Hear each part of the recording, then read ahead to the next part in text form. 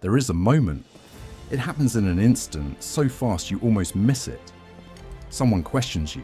Someone doubts you publicly. Someone twists your words in front of others and watches to see what you do next.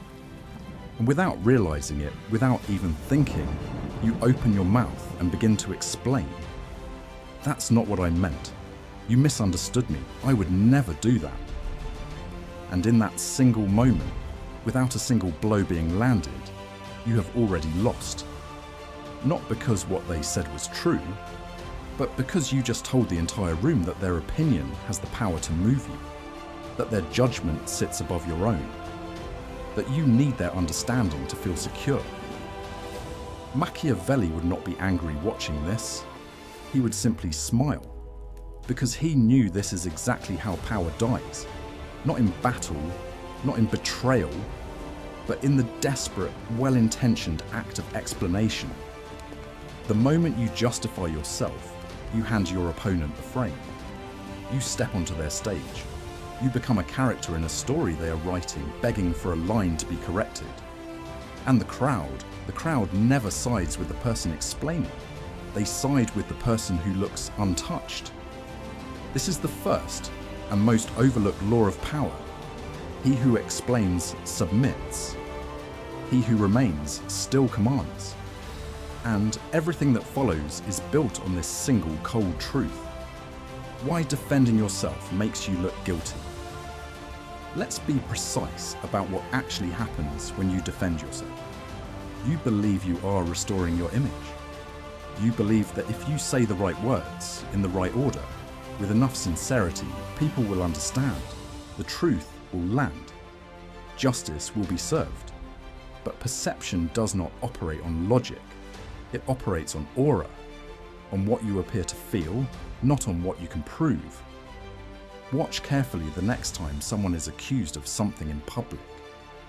The one who panics, who floods the room with explanations and evidence and emotional appeals, they almost always look guiltier than the one who says nothing. Not because the silent one is innocent, but because composure reads as certainty, and certainty reads as power. Machiavelli observed this dynamic centuries ago in the courts of Florence, in the halls of power, where reputations were built and destroyed not by truth, but by performance. He wrote that defending yourself does not restore your image, it cements your weakness. Because the act of defense is itself an admission that the attack reached you, that it found something worth protecting, that you are not above the opinion being formed about you. The more you talk, the more suspicious you appear. The more you justify, the more the crowd wonders what you are hiding. And the more energy you pour into explanation, the more valuable the accusation becomes, because now everyone knows it can move you. There is a more powerful response, and it requires nothing but the courage to be still. The 3 seconds that change everything. Next time someone attacks your character, your motives, or your name, do not respond immediately. Pause. Let their words hang in the air between you. Do not rush to fill the silence. Do not soften your expression into reassurance. Simply let 3 seconds pass, and in those 3 seconds, watch what happens. The room shifts. The accuser, who expected reaction, who needed reaction to feel validated, begins to feel the weight of their own voice. Their words echo back at them without cushioning. The silence does not comfort them, it interrogates them. 3 seconds of stillness will communicate more about your character than 3 hours of justification ever could. Because silence does not just protect you, silence reverses the dynamic. Suddenly, the person who spoke is the one being evaluated. Their tone, their desperation, their need to provoke. It all becomes visible to everyone watching. You did not say a word, and yet the entire room felt the transfer of power. This is what Machiavelli understood about the psychology of confrontation. People can endure argument, they can withstand anger, but they cannot handle indifference.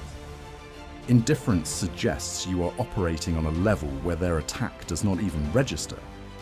And nothing is more destabilizing to someone trying to provoke you than the realization that they simply do not have access to you. Stop needing to be understood in every moment. The day you release that need, you become genuinely difficult to control. Mirror the accuser, turn their weapon against them. But silence is only the beginning. There is a more precise move, what Machiavelli would call the art of the mirror. When someone attacks you, they are not seeking truth.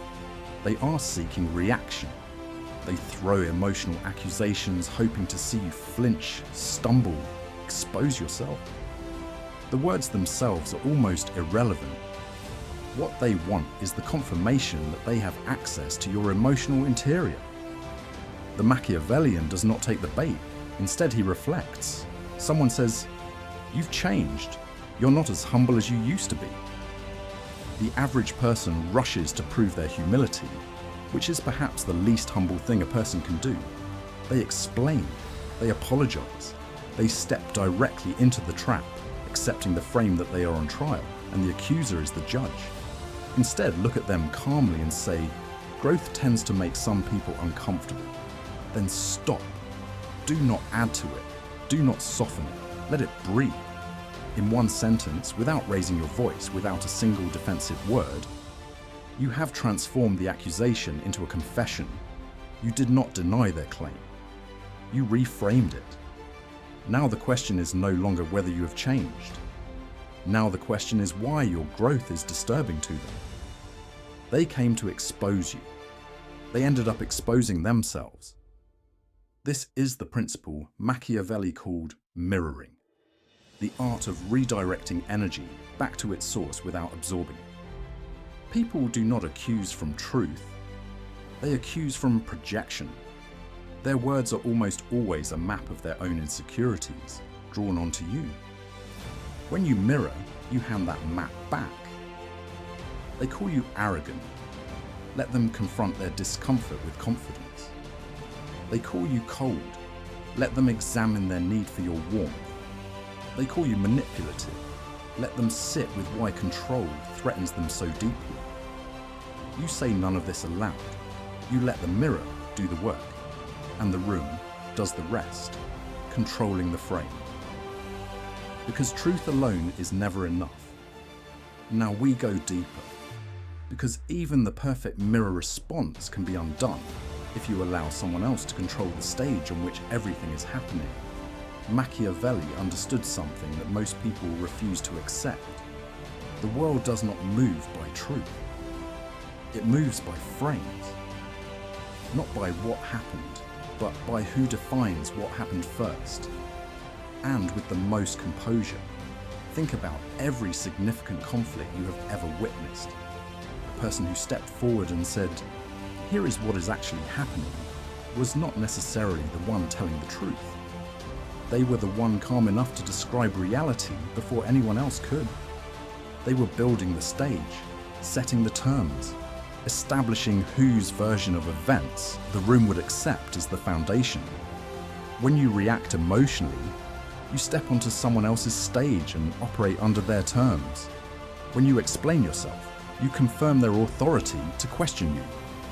And once they hold that authority, once the room accepts their framing as the starting point, they no longer need to be right. They simply need you to keep responding. The Machiavellian does not argue inside the frame. He changes it. Someone in a meeting says, "Your idea seems too risky." The average response is defensive, explaining the idea, citing evidence, trying to win on their terms. But the moment you do that, the idea is already on trial, and they are the judge. Instead, lean back. Let silence stretch for a moment, then say quietly, "Maybe, but history has never been written by the cautious." You did not argue, you did not defend, you redefined the question. Now the room is no longer asking whether the idea is risky. It is asking whether the people in the room have the vision to see beyond caution. The frame has shifted entirely, and you moved it without raising your voice, or defending a single point. Machiavelli taught that power does not belong to the loudest voice. It belongs to the one who defines what the shouting means. The frame is invisible, but it controls everything visible. Tone, respect, whose words carry weight, whose logic the room follows. When you own the frame, you own the conversation. And when you own the conversation, you no longer need to win it. The power of silence. Psychological suffocation. There is a reason every truly powerful person throughout history has mastered the same quality, the ability to say nothing and fill the entire room with it. Silence is not the absence of control, it is control in its most refined and absolute form. Watch any high-stakes confrontation carefully. The person speaking the most is almost always the one with the least command of the situation. They are performing for comfort, talking to manage their own anxiety, to fill the space, to avoid sitting inside the discomfort of uncertainty. Every unnecessary word they speak bleeds a little more of their authority. The quiet one does not chase the stage, he becomes it. When you refuse to react, something remarkable happens to the person provoking you. They begin to hear their own echo. They replay what they said, wondering if it went too far. They look for the reaction that would confirm they reached you, and when it never comes, they start to question their own position. You did not defend yourself, you let their conscience do it for you. This is what Machiavelli called psychological suffocation, the removal of oxygen, not through aggression but through indifference. People can absorb insult, they can absorb anger, they can argue against a response, but they cannot argue against silence. They cannot win against a person who simply does not need to respond. And indifference, genuine, unshakable indifference, is what kings are made of. Silence also does something else. It makes you unfathomable. The moment people cannot read you, they begin to fear you. Not with terror, but with caution. They choose their words more carefully. They wonder what you are thinking. They fill the quiet with their own projections. And those projections are almost always more powerful than anything you could have said. In a world saturated with noise, silence is a form of luxury. Those who can afford it, those who are secure enough not to need the constant reassurance of words, project a kind of authority that no amount of clever argument can manufacture. Tempo, the invisible instrument of dominance. Every confrontation has a rhythm, and whoever sets the rhythm controls the outcome. This is one of Machiavelli's most overlooked insights. Power is not speed, power is timing. The ability to slow the world down when everyone else is accelerating, to choose deliberately when you move, when you speak, when you finally act. Watch an argument at its peak. The emotional person accelerates. Their words come faster, louder, more repetitive. They believe the urgency signals strength.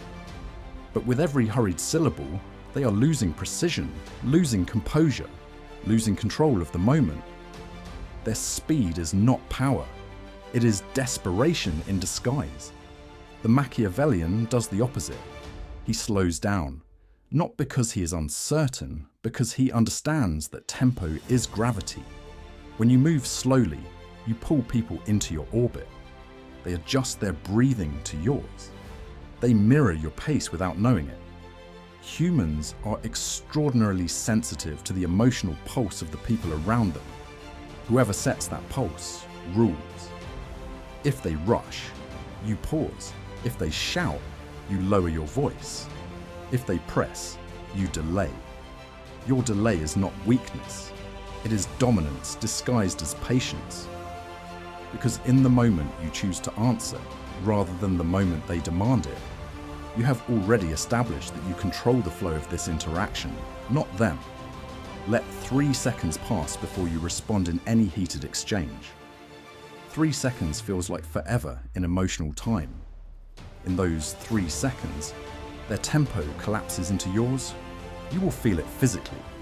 The shift in energy, as the room recalibrates around your calm. Machiavelli called this the mastery of tempo. And he understood that in every war, every negotiation, every throne ever won or lost, the decisive factor was never force. It was timing. The ability to let others exhaust themselves while you wait, watch, and move only when the moment belongs entirely to you. Psychological disappearance, the power of chosen absence. There is a move colder and more strategic than silence. It is the complete withdrawal of your presence. Machiavelli recognized that presence, when overexposed, loses its weight. When you are always available, always responsive, always there, you become expected. And what is expected is never truly valued. It simply exists as background. Disappearance is the art of deliberately removing your presence to reveal its weight. When you stop responding, truly stop, not in frustration but in strategy, you create a vacuum. And the human mind cannot tolerate a vacuum. It fills the empty space with questions, with anxiety, with obsession. Where did they go? What are they thinking? Did I go too far? What are they planning? They believe they are punishing you with distance. But you are the one writing the narrative while they spiral inside it. You've witnessed this. You withdraw from a conversation and within hours the messages become longer, more explanatory, more apologetic. They are not talking to you anymore. They are talking to the silence you left behind, arguing with a version of you that no longer requires any effort from you at all. That is the power of psychological disappearance. Absence forces the other person to confront themselves.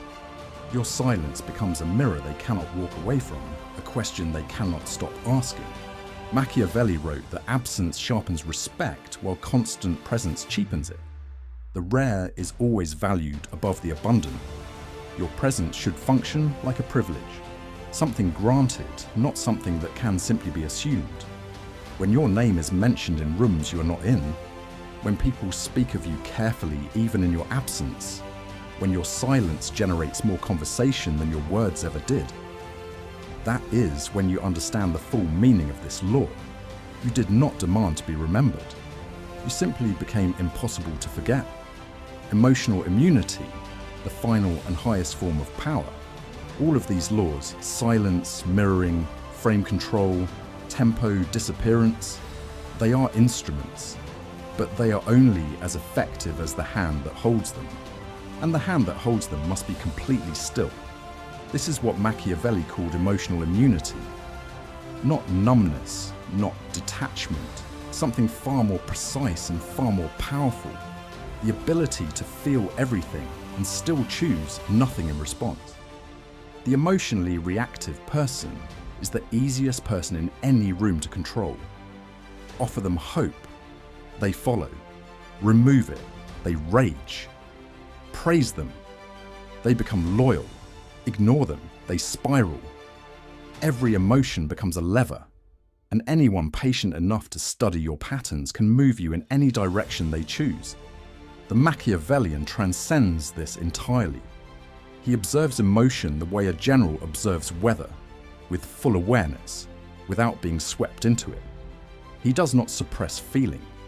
He directs it, the way a blade is held rather than thrown.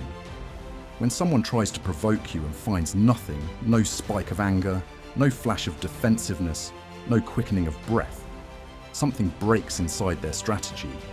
They discover that the weapon they were counting on simply does not function against you.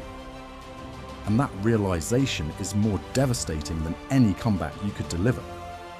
Because nothing is more terrifying to a person seeking control than encountering someone they genuinely cannot reach. Emotional immunity is not built in a day. It is forged in the exact moments you wish it already existed. In humiliation, in betrayal, in the slow accumulation of every time you reacted and regretted it. Each of those moments was not failure. It was material, the raw material from which this immunity is constructed, one restrained reaction at a time. It reaches completion the day your peace no longer requires anyone's apology. The day no praise can inflate you and no insult can reach the core of you. The day you realise that your calm is not something you perform for the room. It is something you live in regardless of what the room does. That is sovereignty, not over others, but over yourself. And it is the only form of power that can never be taken from you. The silent crown, where all laws converge. At the highest level of power, there are no more battles to win, no arguments to dominate, no accusations to deflect, no enemies worthy of your full attention. There is only stillness and the crown that grows within it. Machiavelli called it the silent crown, a throne not built from victories, but from a quality of presence so complete, so unshakable, that the world reorganizes itself around you without being commanded. You do not seek to prove anything at this level. You do not crave to be right, to be understood, to be validated, because you have watched what happens to the people who never stop needing those things. They exhausted themselves chasing noise, and the noise consumed them. At this level, you do not demand respect. You embody it simply by existing. Your silence is no longer a technique. It is your natural state. Every glance, every pause, every deliberate breath carries the weight of someone who knows exactly who they are and requires absolutely nothing from the room to remain that way. And the people around you feel it. They lower their voices when you enter. They choose their words carefully before they speak to you, not because you force them to, because your calm exposes their chaos, and they instinctively move to meet your standard. Machiavelli's final observation on power was this: the man who stops defending becomes inevitable. He is no longer seen as a person trying to hold a position. He is seen as the position itself. You no longer play the game. You have become the rule that defines it. When you stop needing to be understood, you stop being controlled. When you stop chasing approval, you start commanding it. When you stop defending, you become the law. So from this moment forward, when they question you, do not explain. When they doubt you, do not convince. When they attack, do not react. Simply stand still. Let silence carry what you no longer need to say. Let time do what arguments cannot. Let their own words, their own noise, their own unmet need for your reaction. Let all of it bury them while you remain exactly where you are, immovable, unreadable, unmoved. This is the crown of silence, forged in restraint, sealed in calm, worn by those who finally understood that true freedom is the moment no one can control your reaction, because that is the moment no one can control your fate. You are no longer part of the noise. You are the pause between it. And the pause, always, is where the real power lives.